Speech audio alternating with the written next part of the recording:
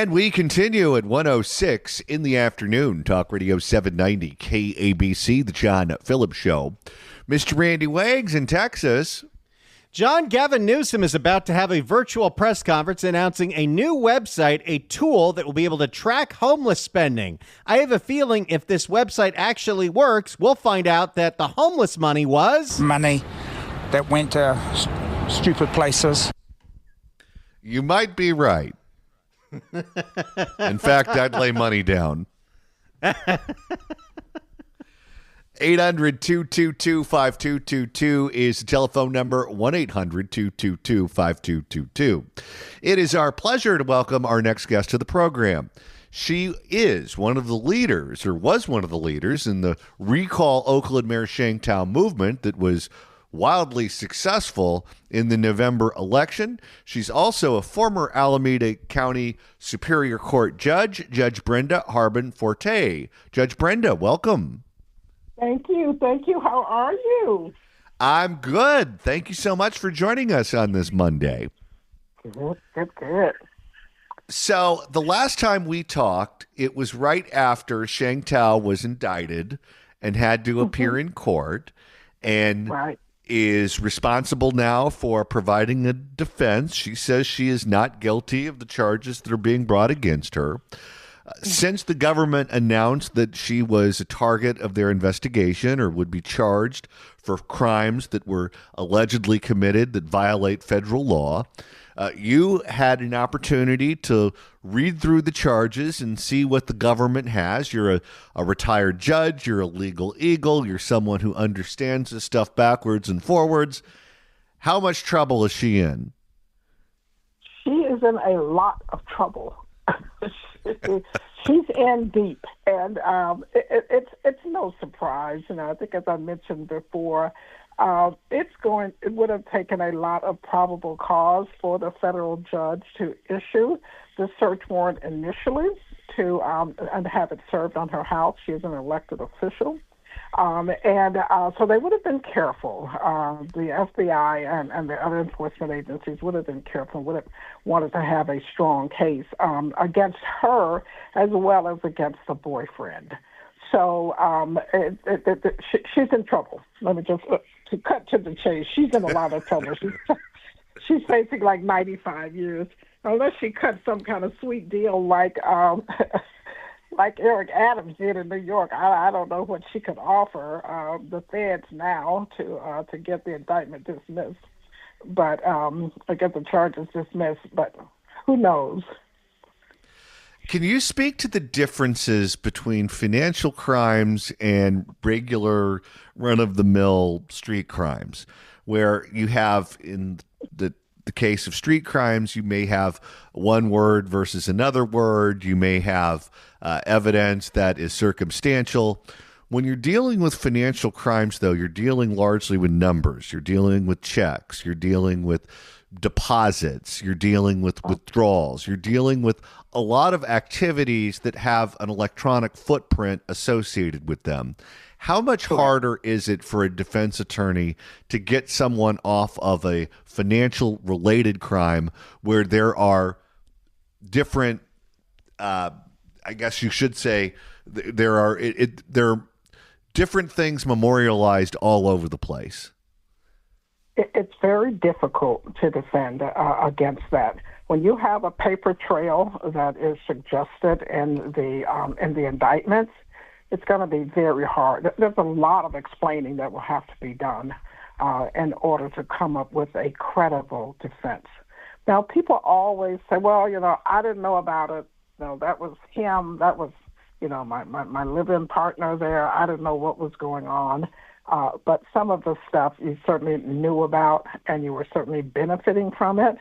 And you should at least have been raising some questions in your mind about where money was coming from.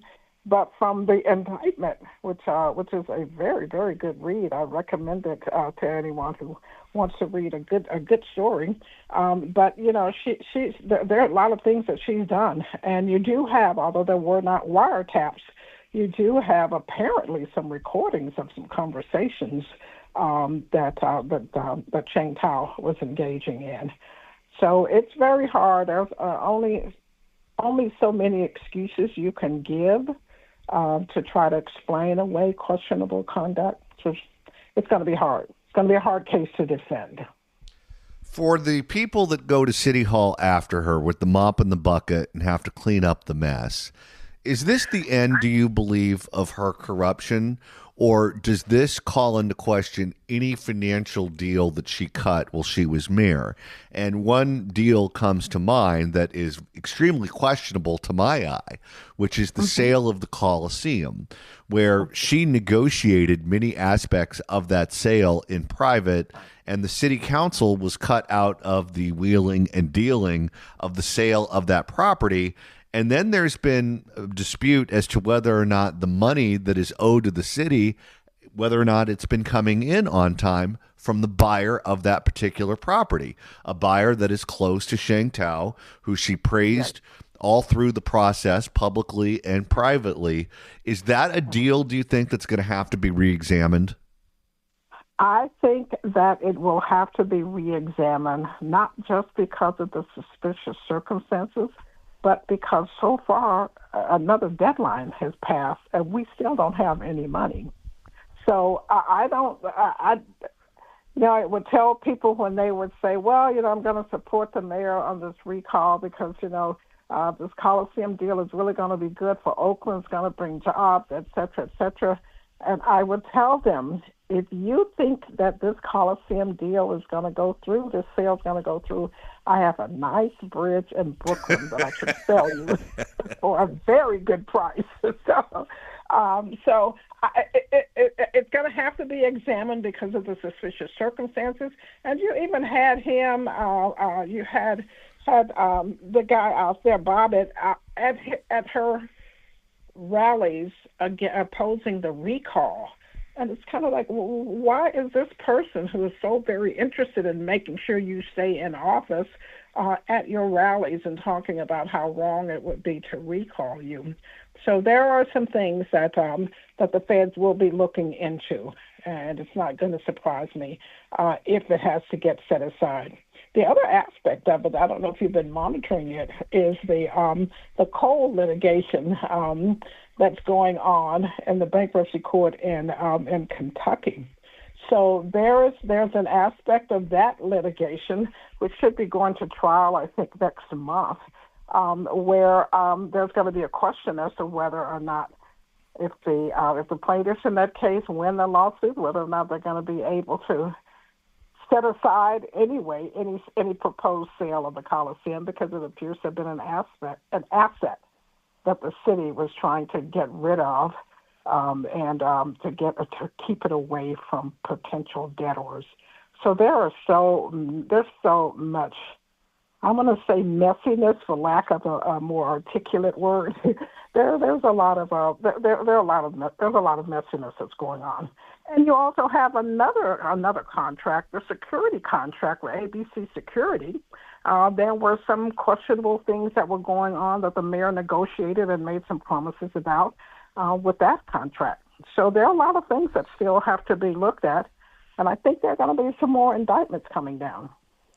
We're speaking with Judge Brenda Harbin-Forte, one of the leaders in the Recall Sheng Thao movement.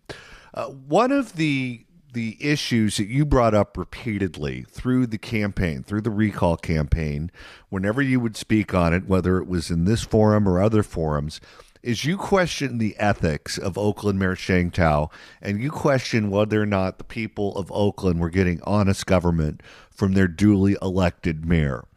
As we have seen from these indictments, clearly her ethics were lacking, maybe even criminally so. A lot of legislative leaders, a lot of elected officials in Alameda County either stayed out of it or overtly endorsed against the recall of Sheng Thao.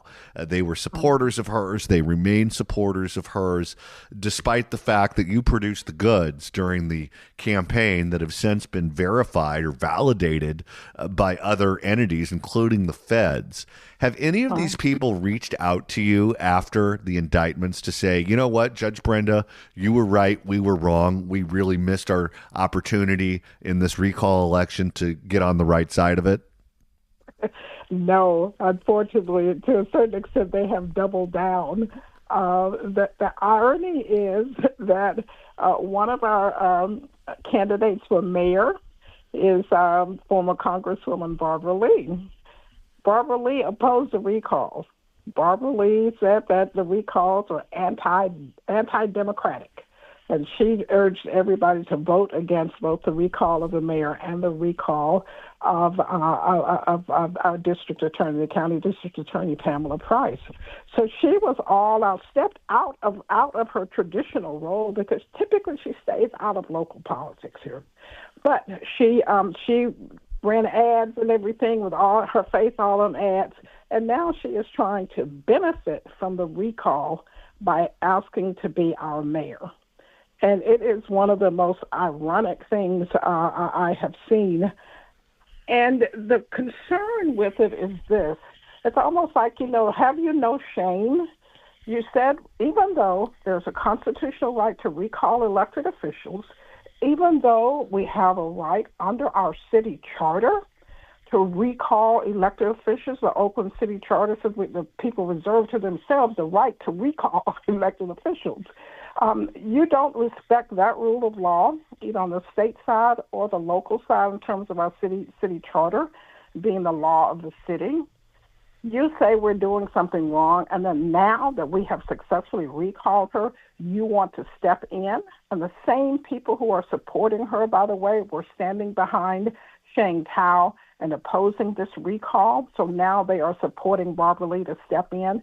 And we are calling it, Barbara Lee will be nothing more than Sheng Thao 2.0.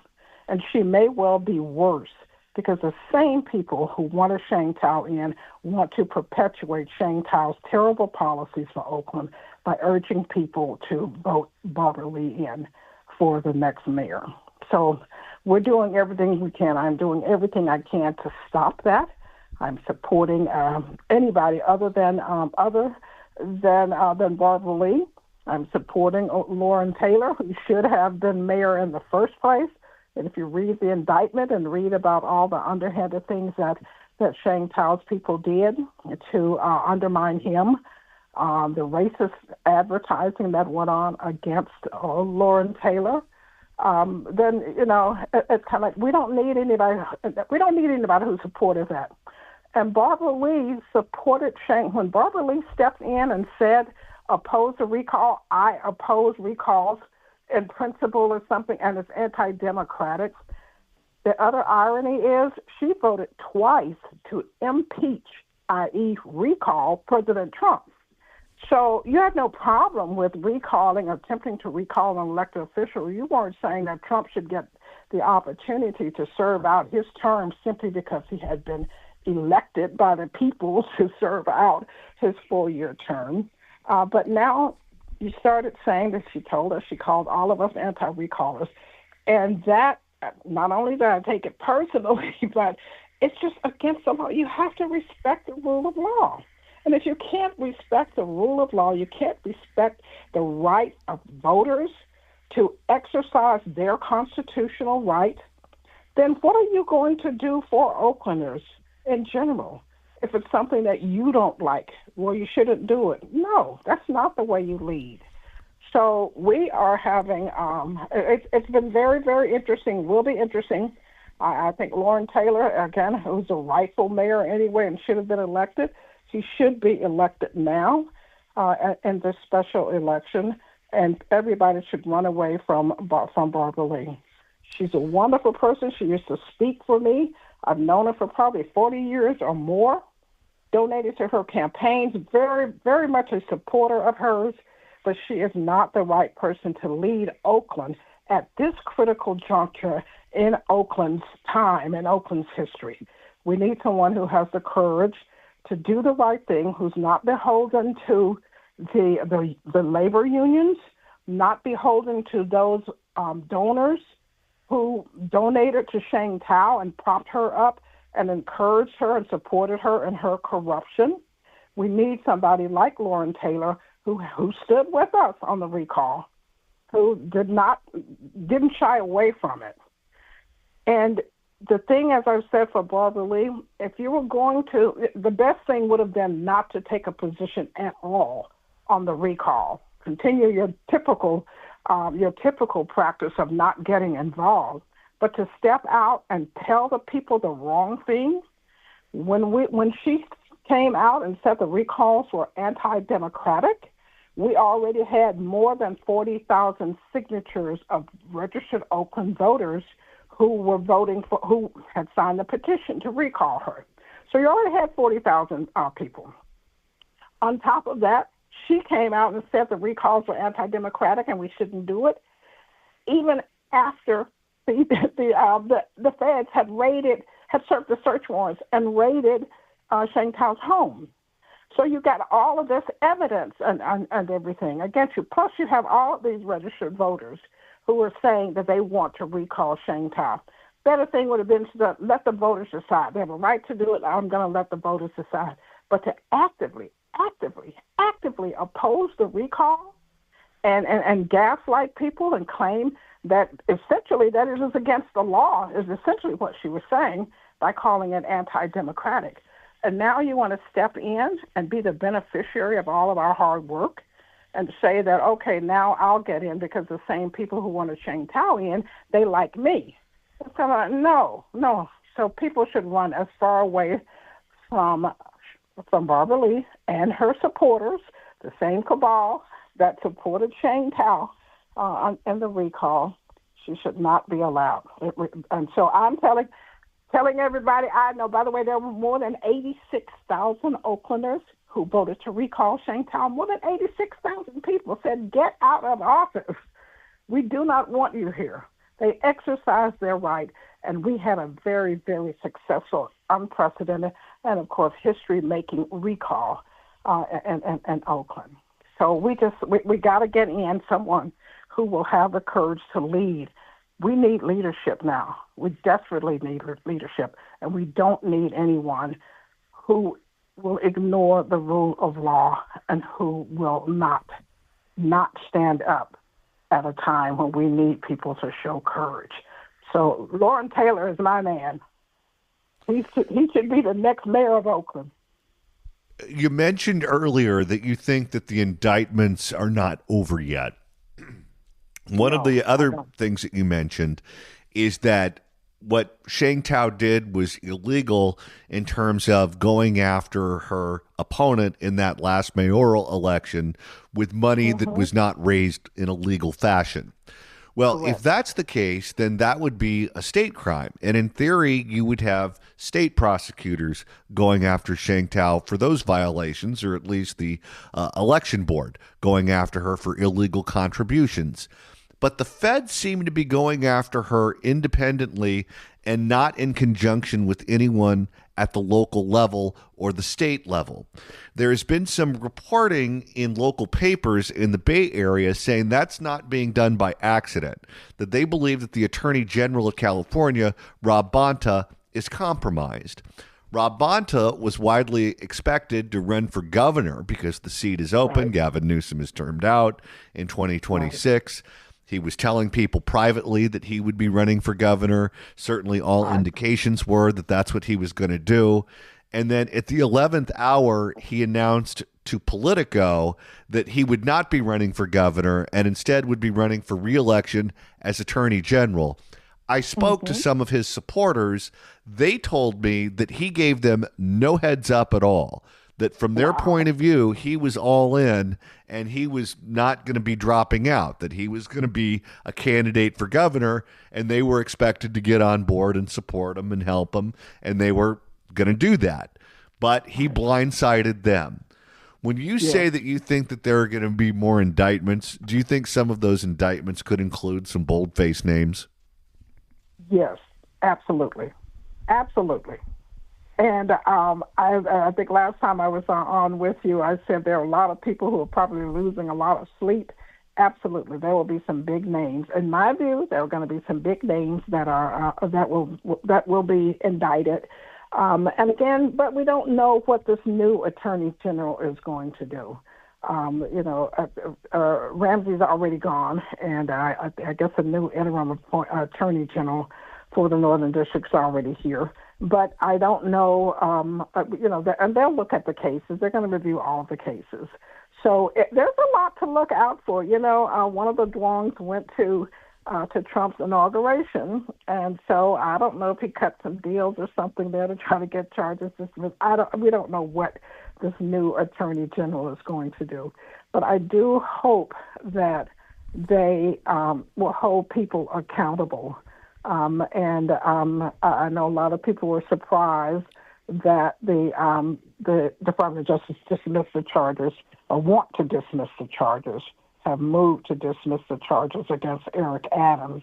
I think they had a very strong case against him.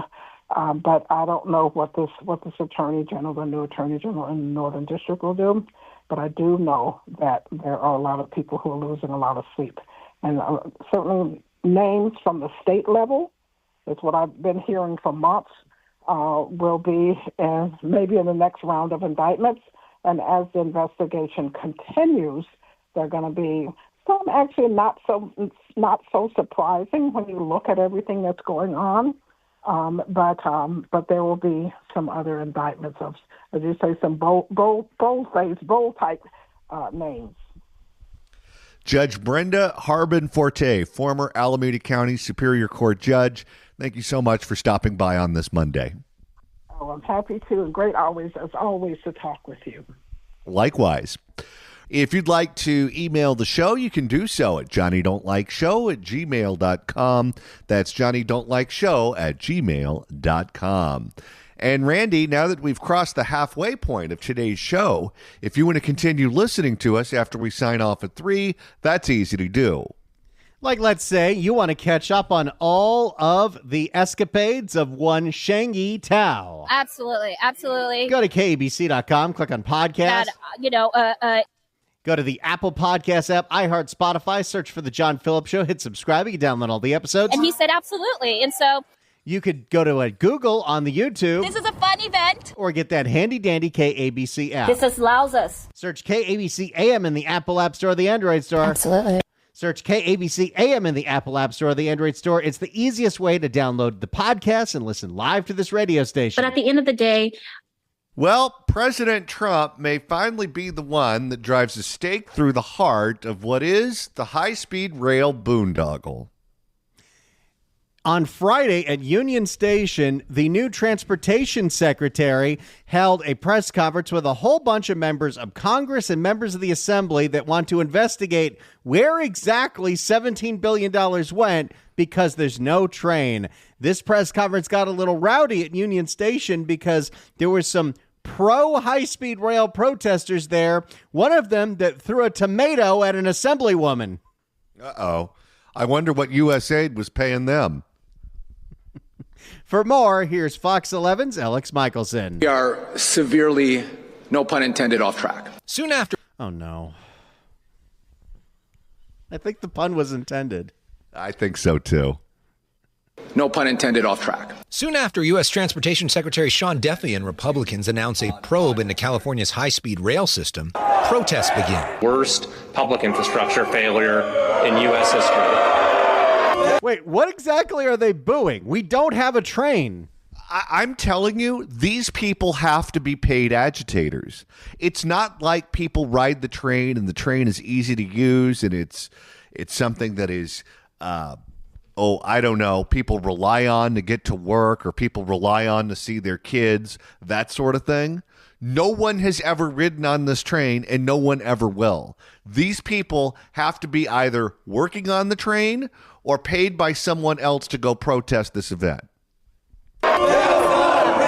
Activists at LA's Union Station chant, build the rail? They haven't built the rail, and it's almost 20 years later. What do you think this is about? Every imaginable deadline, and there's nothing on the calendar in the future anytime soon. You had your chance, and you blew it.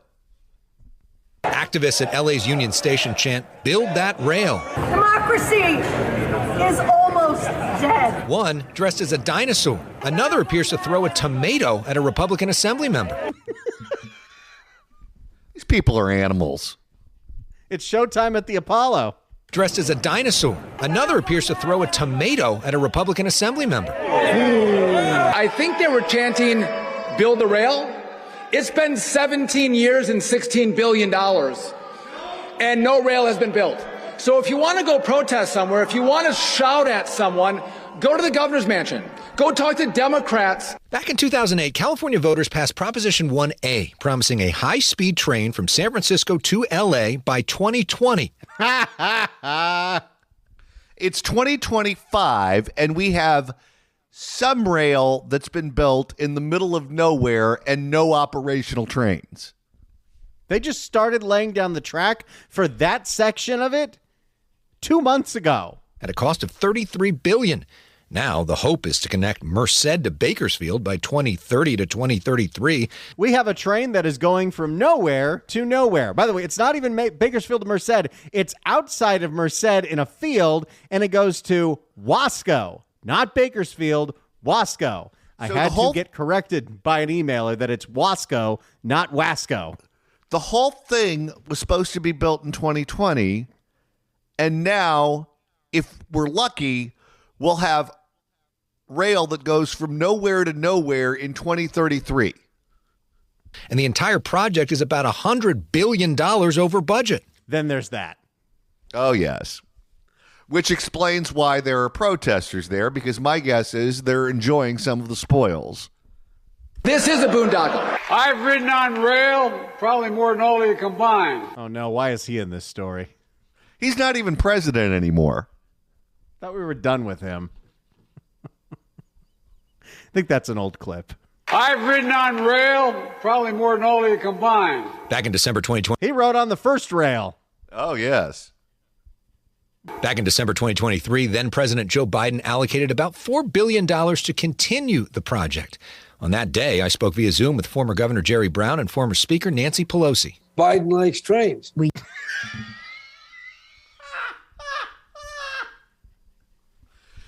Is the money worth it? Who cares? Biden likes trains.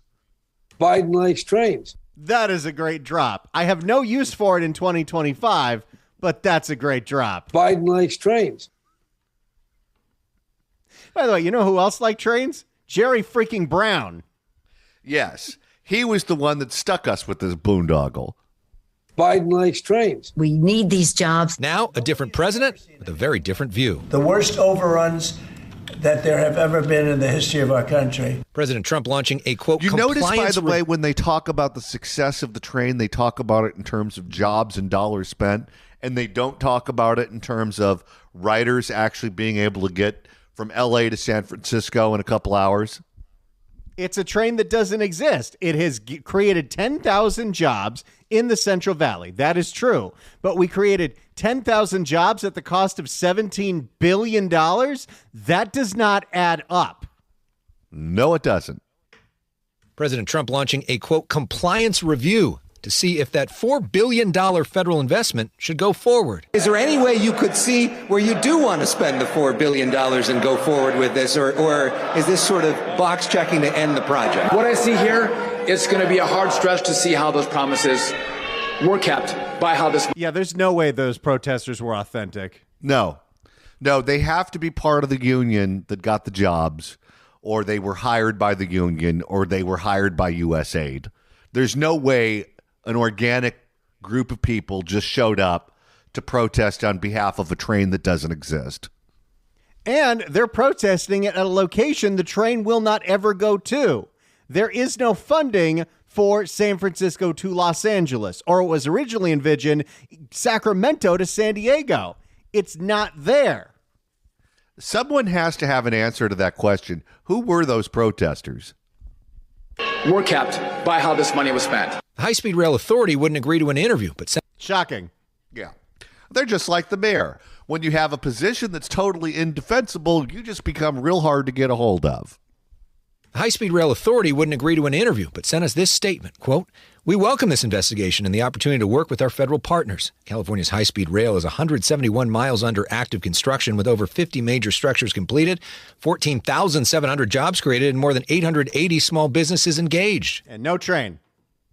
No train. Okay, if you have done such great things, where can I buy a ticket? Because I'm looking to go to San Francisco. Doesn't go there. That's right.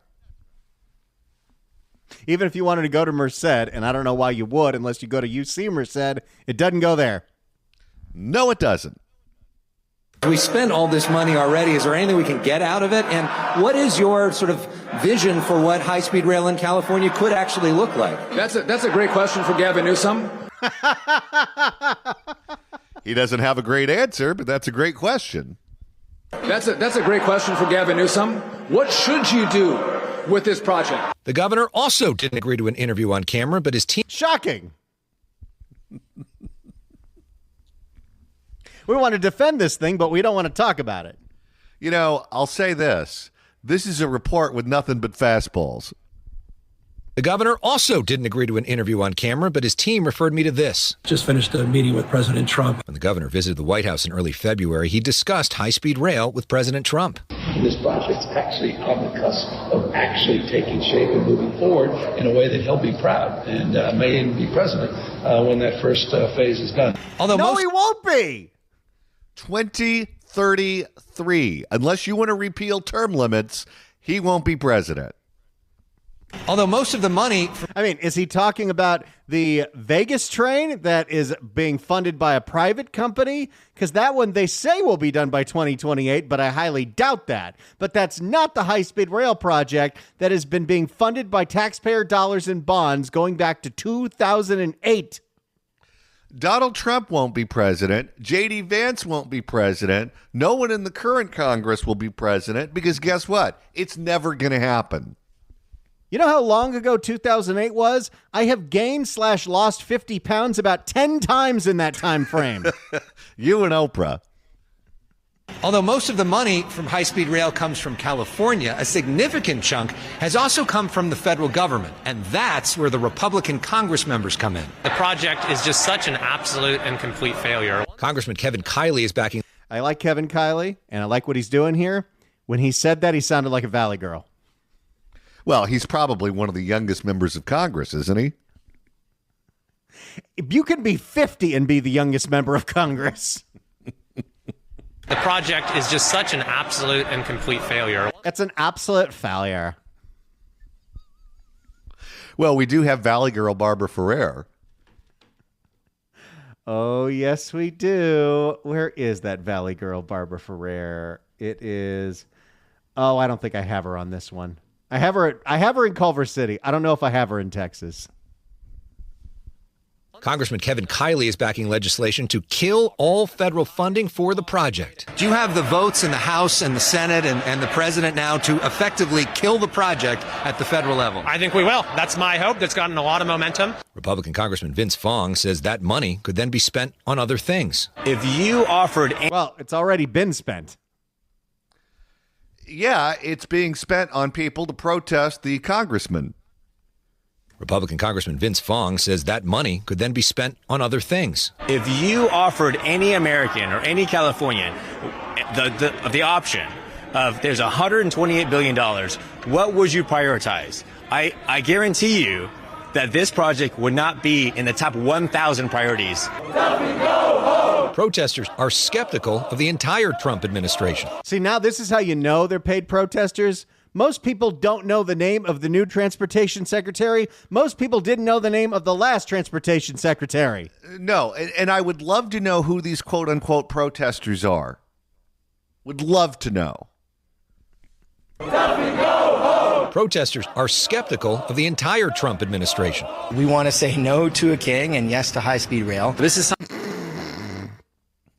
You're not getting high-speed rail. I'm telling you, that guy has to be a union hack. We want to say no to a king and yes to high-speed rail. This is something that will help people for generations, will help take vehicles off the road and help people have more options to get around California. No, it won't, because it will never be finished.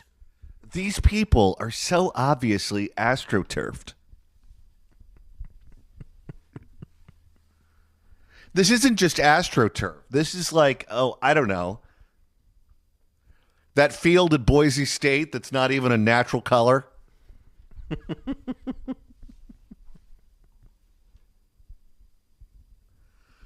All right, so there you have it. It looks like the Trump administration may finally put an end to this madness that is high-speed rail.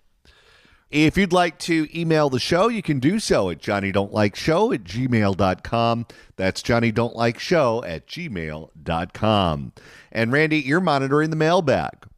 Bill writes in at johnnydon'tlikeshow@gmail.com on Jerry Brown's stupid choo-choo. Biden likes trains.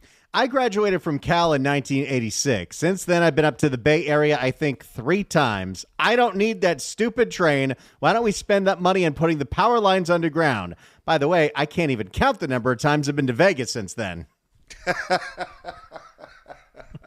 Now, there's a good use of our money. I don't think you can count the number of times you've been to Vegas since 2022. No, and let's be honest, that's how I treat the cruise ships, too.